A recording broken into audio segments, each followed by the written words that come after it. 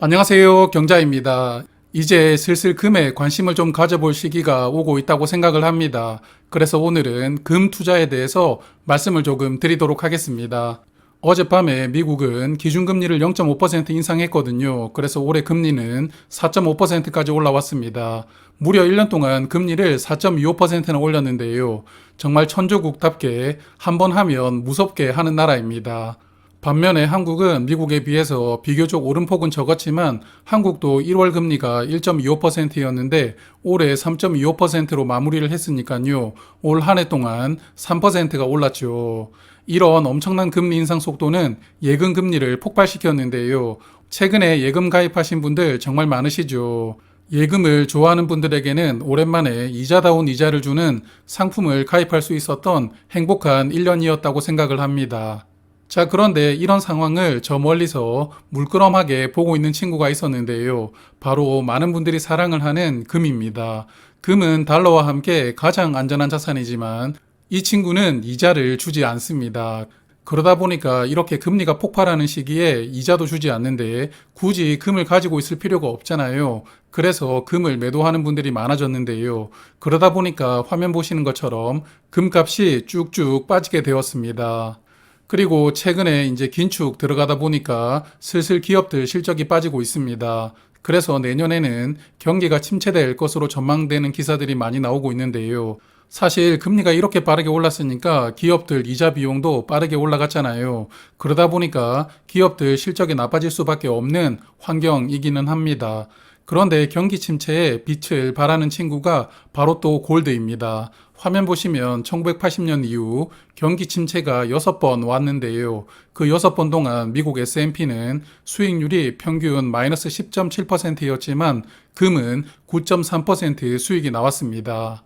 자산이 크던 작던 자산 배분은 항상 해야 되는 것인데요.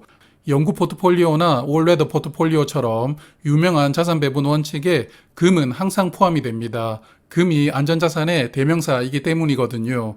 그래서 경기 침체에 대비해서 안전자산의 비중을 높이려는 수요는 반드시 생기게 됩니다. 일반적으로는 위험자산의 대표격인 주식에 투자를 하고 있던 돈들이 안전자산으로 점차 넘어오게 되는데요. 그래서 안전자산에 투자금이 넘어오는데 금값을 보니까 지난 1년 동안 오히려 금값이 내렸잖아요. 그러니까 자연스럽게 금값이 싸다 금으로 안전자산 비중을 늘려두자 이런 수요가 생기는 겁니다. 자, 그럼 금을 관심을 가져야 된다는 것은 충분히 말씀을 드렸으니까요. 어떻게 투자를 하는지도 알아보겠습니다. 크게 네 가지 방법이 있는데요. 사실 네 가지 방법 중에 가장 효율적인 방법이 하나 있습니다. 하지만 결론을 말씀드리면 영상 분량이 너무 짧아지죠. 그래서 하나씩 말씀을 드려보겠습니다. 첫 번째 방법, 금을 실제로 사는 겁니다. 가장 고전적인 방법인데 내 손에 금이 실제로 들어오니까 뭔가 나는 샀다 이런 만족감을 느낄 수가 있는 방법인데요. 다만 단점이 많습니다. 일단 금을 살 때 부가세가 붙습니다. 10% 세금이 붙고요. 그리고 금을 살 때 매매 수수료도 있죠. 보통 금값의 5% 정도를 받는다고 합니다. 그래서 전쟁이나 호환 마마를 대비해서 집에 있는 금고에 금을 넣어두실 분들은 실제로 소유를 해야 되겠지만 그렇지 않다면 그냥 자녀 돌반지만 모아두던지 아니면 회사에서 받았던 장기금속 메달 정도만 보관을 하시는 게 좋을 것 같습니다. 두 번째 방법은 금 통장을 개설하는 방법인데요. 시중은행에서 금 통장을 개설할 수가 있습니다. 그리고 여기에 돈을 넣어두면 금 시세에 따라 나의 예치금이 변동되는데요. 금값이 올라가면 내 돈도 많아지고 금값이 내려가면 내 돈이 줄어들게 되죠. 다만 통장에서 돈을 인출할 때 매매 차익이 생겼다면 소득세 15.4%를 부과를 합니다. 이게 큰 단점인데요. 그리고 은행에서 받아가는 수수료도 약 1% 정도 있습니다. 그래서 이 방식도 그다지 추천드리고 싶지는 않습니다. 세 번째 방법은 금에 투자하는 ETF를 매수하는 겁니다. 해외 ETF는 화면 보시는 GLD, IAU가 가장 유명한데요. 이 두 종목은 금 현물에 투자를 하기 때문에 사실 수익률이 거의 비슷하게 움직입니다. 그래서 금 ETF를 매수를 한다면 두 종목 자산 차이가 꽤 크지만 그래도 운용 보수가 조금 더 저렴한 IAU가 낫다고 보입니다.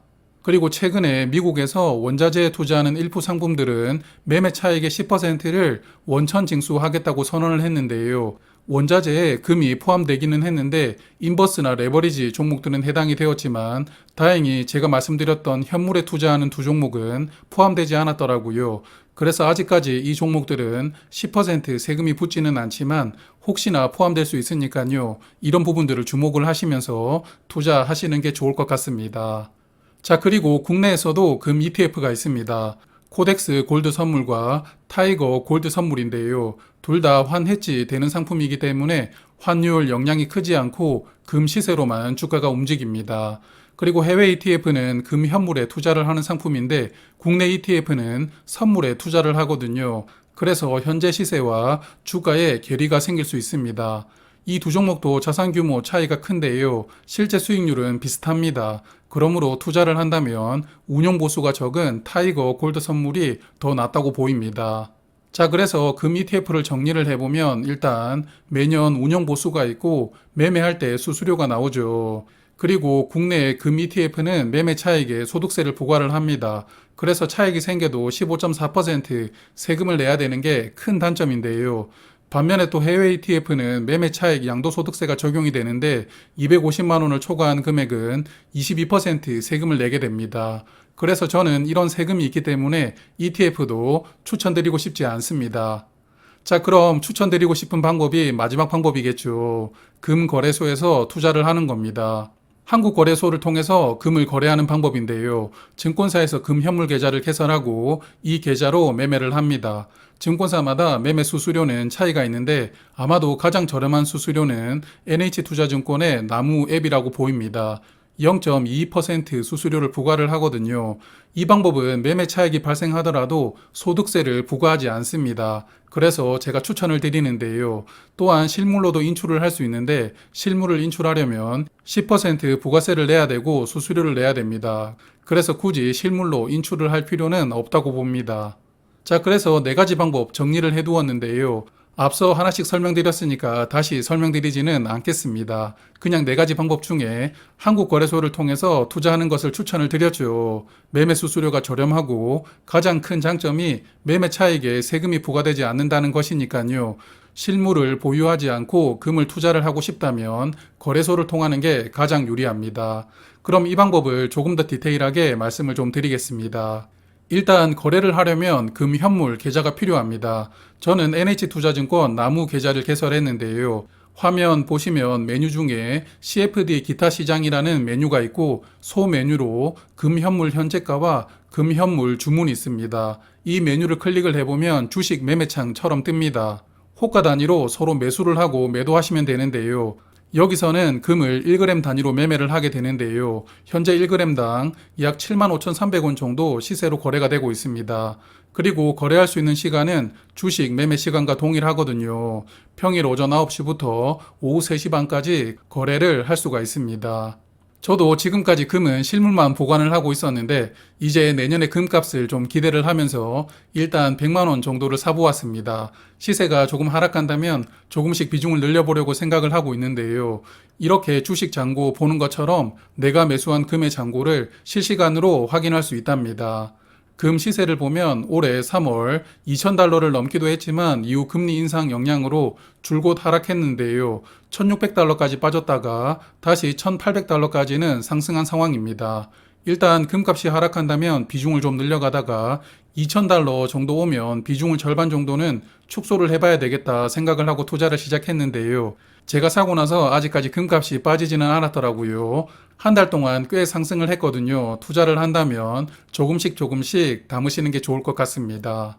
자, 그럼 오늘은 여기까지 말씀을 드리고요. 앞서 말씀드렸지만 금은 이자나 배당을 주는 투자가 아닙니다. 오롯이 매매 차익만 생각을 하시고 투자를 하셔야 되거든요.